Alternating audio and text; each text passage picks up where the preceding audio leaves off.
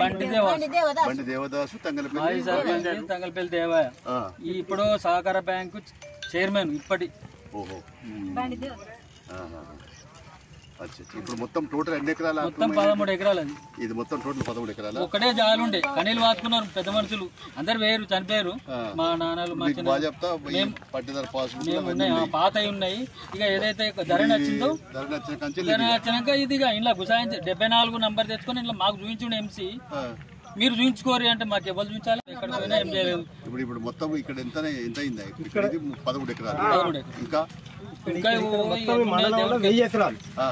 ఒక 500 ఎకరాలు మాత్రం ఇట్లా పాస్బుక్లు కథాకారణ అంటున్నాయి. 500 ఎకరాలు. తర్వాత ఒక 400 ఎకరాలకు మాత్రం భూములు లేవు, పాస్బుక్లు ఉన్నాయి. ఈ పాస్బుక్ల మీద ఏంటంటే రైతు బంధు తీసుకోవడానికి ప్రయత్నం చేస్తున్నారు. తీసుకున్నారు ఆల్రెడీ. మొత్తం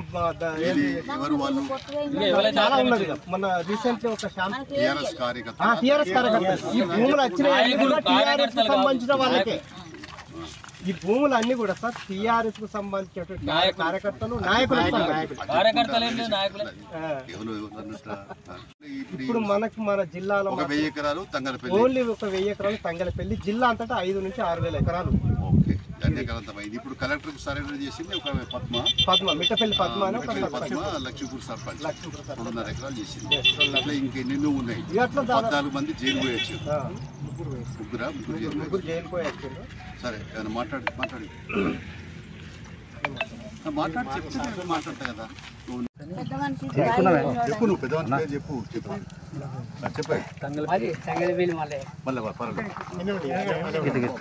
తంగలపల్లి మల్లయ్య. ఇది మేము 10 ఏళ్ళ వాళ్ళు 20 ఏళ్ళ వాళ్ళు కాపు చేసినాం, పాలు చేసినాం. అప్పుడు అది ఏది కంజాలికినాం, ఉరువాలికినాం. 10-12 గదాల బావి గుత్తకి చదివించిండ్రు. అత్త కూడా చేసినాం.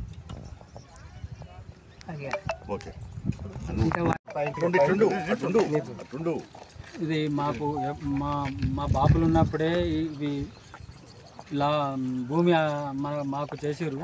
ఈ 2018 నుంచి ఈ ఏదైతే ఉన్నదో దీన్ని అక్రమంగా ఈ కబ్జా చేసుకొని ఈ మమ్మలను ఎక్కడ కలెక్టర్కి ఇచ్చినాం, ఎంఆర్ఓకి ఇచ్చినాం, అందరికి ఇచ్చినాం. ఎక్కడ ఏం పని కాలేదు, ఇన్నేళ్ళలో ఏది కాలేదు. అయితే ఇప్పటి వరకు ఎలాంటి చర్యలు లేవు. కాకపోతే ఇప్పుడు ఇట్టి జాగాను మాకు పేదవాళ్ళకి ఇచ్చి మమ్మల్ని కాపాడాలని కోరుకుంటున్నాం. బండిపల్లి గ్రామంలో ఉన్నటువంటి శివార్లో ఇస్తాము. ఇక్కడ మన సీనియర్ అంటే 90 ఏళ్ళ వయసు ఉన్నటువంటి దేవయ్య మల్లయ్య గారు, అలాగే మిగతా రైతులు 3 రైతులు పాస్బుక్లు పట్టుకొని కూడా వచ్చారు. సరే, జిల్లా కార్యదర్శి వేణు గారు అనేక అంశాలు ప్రస్తావన చేశారు. మనం చూస్తూ ఉన్నాం, భూమి అనేది ఇప్పుడు ఒక వ్యాపార వస్తువు అయిపోయింది. గతంలోనేమో భూస్వాముల చేతుల్లో భూములు, ఇప్పుడేమో రియల్ ఎస్టేట్ వ్యాపారుల చేతుల్లో భూములు. పేదవాని బతుకు అతుకుల గొంతుగానే, చితికిపోతున్న బతుకుగానే కొనసాగుతుంది.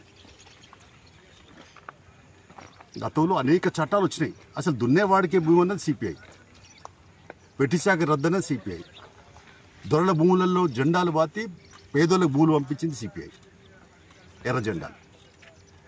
అయితే ప్రభుత్వాలు మారుతున్న 6 చట్టం అని, ఇంకో రకాలుగా పట్టేదారు పాస్బుక్లని, అసైన్మెంట్ చట్టం అని, లేకుంటే భూస్వామ్య చట్టం అని, లేకుంటే రకరకాల చట్టాలు వచ్చినాయి.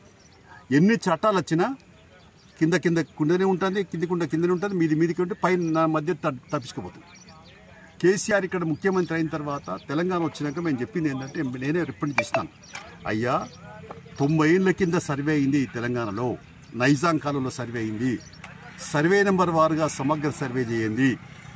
దొంగలేవలో దొరలు తెగుతారు. ఇవాళ రియల్ ఎస్టేట్ వ్యాపారులు సిక్కం భూమి పక్క పొంటి పట్ట భూమి కొంటాడు, దాన్ని బై నెంబర్ రిజిస్టర్ చేసుకుంటాడు.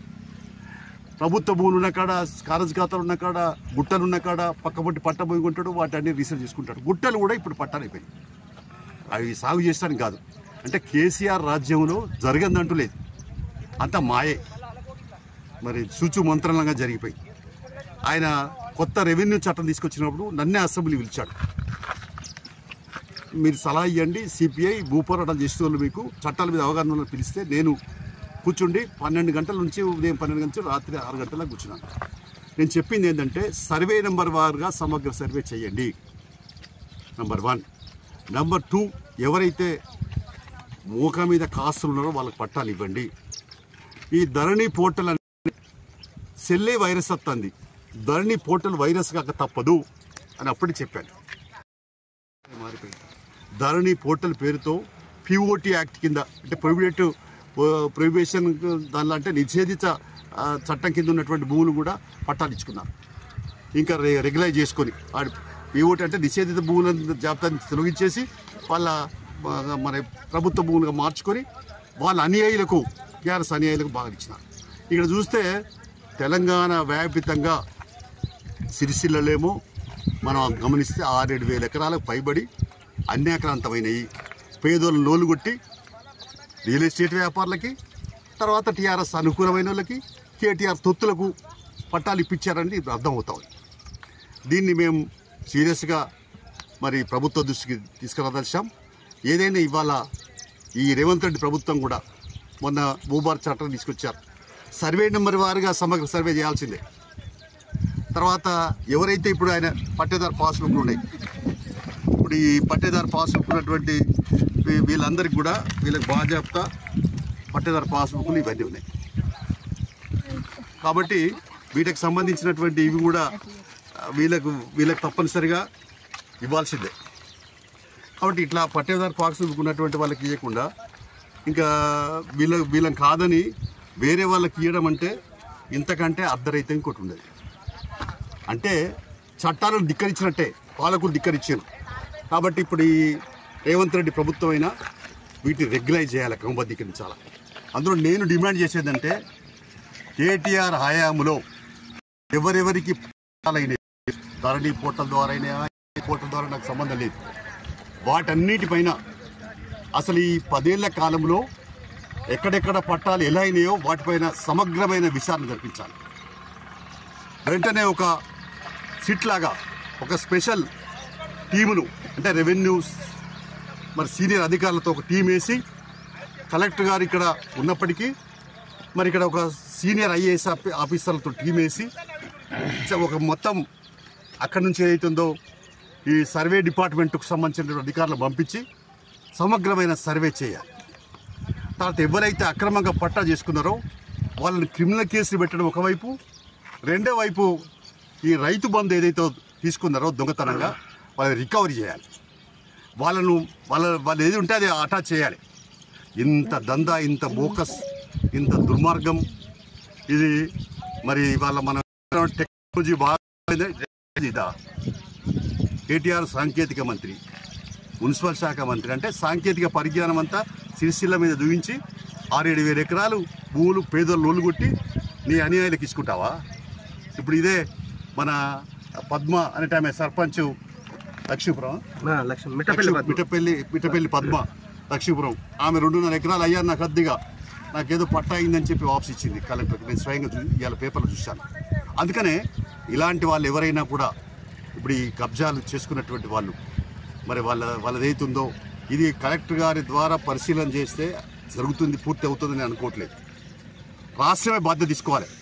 మొత్తం రాష్ట్రం నుంచేలే ఐఏఎస్ ఆఫీసర్లు ఒక సీనియర్ కమిటీ వేసి సిట్ లాగా వేసి మనం పోలీస్ డిపార్ట్మెంట్లో ఏమైనా అన్యాక్రాలు ఎక్కడెక్కడ జరిగితే ఎట్లయితే వేస్తామో సిట్ వేస్తామో స్పెషల్ టీమ్ వేయాలన్నమాట. దీనికి ఈ సిరిసిల్ల నియోజకవర్గం భూముల అక్రమ దందాలపైన అక్రమాక్రమణ పైన ఎస్సీల బీసీల నోళ్లు కొట్టి వాళ్ళ భూములు లాక్కొని మరి అన్యాక్రాంతం చేసినటువంటి దొంగ పట్టాలు ఇప్పించినటువంటి వాళ్ళపైన కేటీ రామారావు పాత్ర ఎంత ఉన్నదో, మిగతా అన్యాయాల పాత్ర ఎంత ఉందో, ఎవరెవరు దానికి బాధ్యులు ఉన్నారో, ఎవరెవరికి దొంగ పట్టాలు వచ్చినాయో అవన్నీ కూడా లిస్టు తీసి వాళ్ళందరిపైన క్రిమినల్ కేసులు పెట్టి జైల్లో పంపించడం ఒక భాగం, రెండవది రికవరీ చేయడం అనేది ఇంకో భాగం.